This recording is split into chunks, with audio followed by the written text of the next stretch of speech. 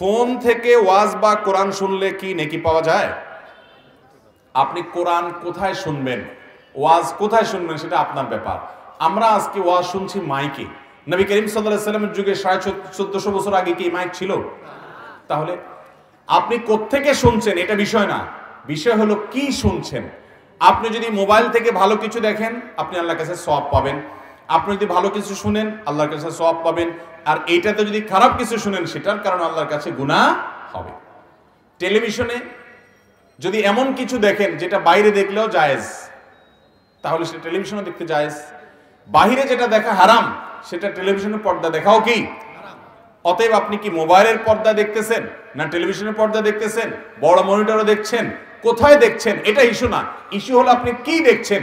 মোবাইলে যেটা দেখা গুনাহ, মনে রাখেন কোন পরনারী, কোন অশ্লীল দৃশ্য এটা মোবাইলে দেখা গুনাহ, সেটা যদি আপনি ডাইরেক্ট দেখেন গুনাহ হবে কি হবে না? একই কথা।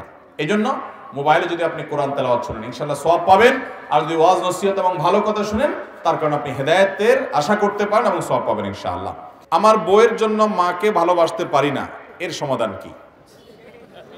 এই বেচারা বউয়ের জন্য কারে ভালোবাসতে পারে না? মাকে ভালোবাসতে পারে না।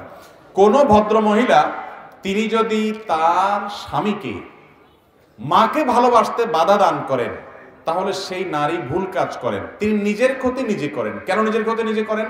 কারণ নবী করিম সাল্লাল্লাহু আলাইহি ওয়াসাল্লাম বলেছেন, মান সাররাহু আইয়ুবসাতা লাহু ফি রিজকিহি আও ইউনসালাহু ফি আথারি ফালিয়াসিল রাহিমা। যে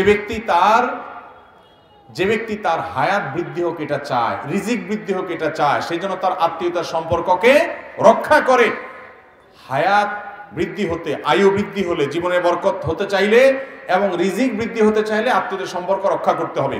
এখন কোন মহিলা যদি তার স্বামীকে বলে না তোমার ভাই বোনের সাথে যোগাযোগ করবা না, তোমার বাপ মার সাথে যোগাযোগ করবা না, তাহলে সেক্ষেত্রে আত্মীয়তার সম্পর্ক থেকে ছিন্ন করাইলে এই ভদ্রলোকের রিজিকের বরকত কমে যাবে, তো ওই ভদ্র মহিলার নিজেরই ক্ষতি হবে।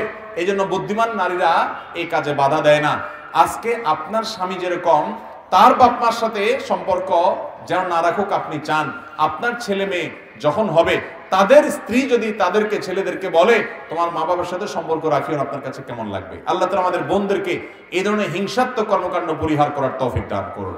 অতএব বউ যদি এরকম কথা বলে বউর সেই কথা শোনা যাবে না, বরং বিনয়ের সাথে তাকে পারলে কনভিন্স করবেন, আর না হলে তিনি যতই বলুক না কেন আপনি মা বাবার সাথে সম্পর্ক ছিন্ন করতে পারবেন না। অনেক মানুষ আছে, অনেক পুরুষ আছে বউয়ের এই কথা কাইত হয়ে যায়, আছে না নেই?